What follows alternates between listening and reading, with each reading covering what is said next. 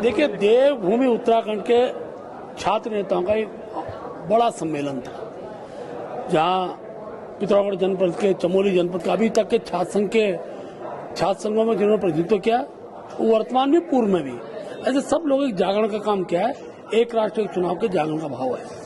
युवा हर आंदोलन का प्रेरक होता है और मैं कह सकता हूं आज की सेमिनार जिसमें श्री ओम प्रकाश धनखड़ जी ने सबका मार्गदर्शन किया, आज एक व्यवस्थित कार्यक्रम के साथ साथ मैं ये कह सकता हूं कि इस कार्यक्रम के बाद उत्तराखंड के अंदर भी युवा शक्ति एक राष्ट्र एक चुनाव के लिए प्रेरित होगी। अच्छा, आपकी राष्ट्र एक चुनाव को लेकर छात्र सम्मेलन था।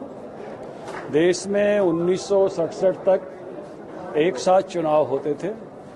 इस क्रम को तोड़ने का काम 2 बार श्रीमती इंदिरा गांधी ने अपने स्वार्थ से किया। 67 की बजाय 72 में चुनाव होना था, 71 में चुनाव कराया अपने वर्चस्व के लिए, और फिर 71 के बाद 76 में चुनाव होना चाहिए था। देश में आपातकाल थोप कर और चुनाव 77 में कराया, और तब से 58 सालों से देश के चुनाव का क्रम बिगड़ा हुआ है।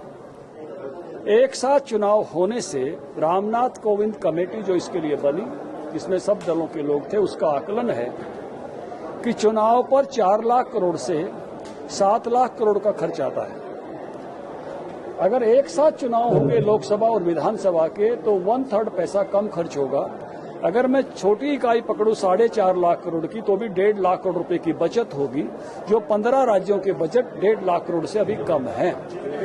एक आंकड़ा रामनाथ कोविंद कमेटी का और बताता हूं कि हमारे जीडीपी में 1.5% की बढ़ोतरी होगी अगर चुनाव एक साथ होते हैं, और अभी हमारा जीडीपी वो 369 लाख करोड़ का है आज के भाव के हिसाब से, आज के रेट के हिसाब से। तो ये बढ़ोतरी 5.5 लाख करोड़ की बनती है। बहुत सारे कार्य दिवस बचेंगे, जो है 136 करोड़ 50 लाख कार्य दिवस की बचत होने वाली है।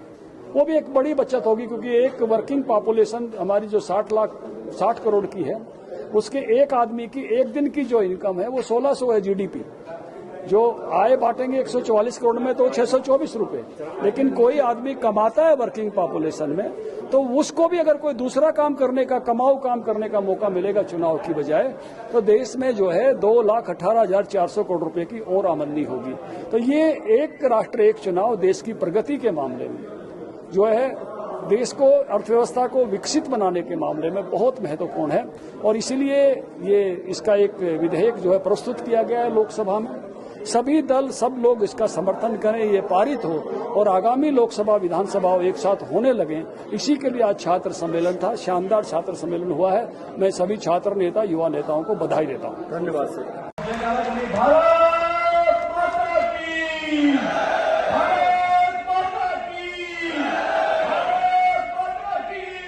जवाहर विश्वविद्यालय भाई सुधीर जोशी जी को आमंत्रित करूंगा। भाई सुधीर जोशी जी, आप कुछ अनुमत भाई स्मृति देकर।